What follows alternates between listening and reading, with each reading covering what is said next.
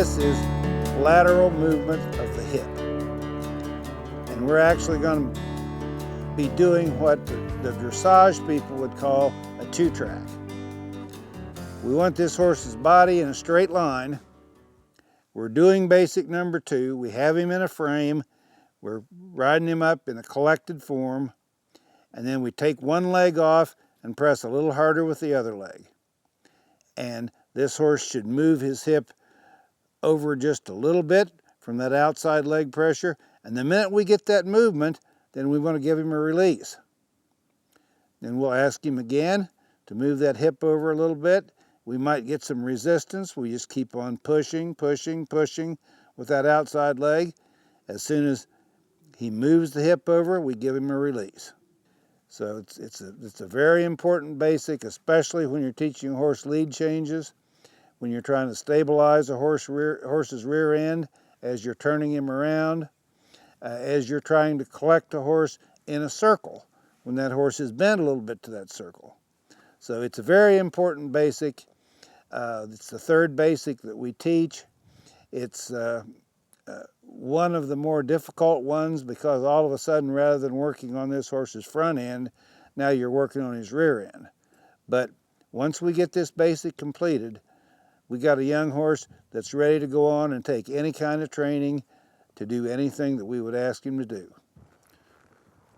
Okay, we're back in the arena again, and we've covered basic number 1 and basic number 2, and now we're going to go to basic number 3. And in basic number 3, it's very simple. We're doing basic number 2, which is collection, and the only thing that we're going to do is we're going to take one leg off and press a little harder with the other leg. And while this horse is in a collected position, he's going to move his hip over, and he's going to do what the dressage people would call a two-track. And in the beginning, we're just going to walk this horse around. And for this, I kind of like to use straight lines rather than circles. I'm going to pick out an object like this gate over here, and I'm going to walk toward it. We're in a collected position. I'm pressing with both legs. I'm going to take one leg off and press with the other leg and cause him to move his hip over. And as soon as that hip moves, I'm going to give him a release. I'm going to walk him back again. I'll use the gate as my object to walk toward.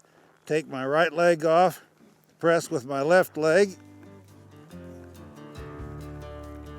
move his hip over, and give him a release.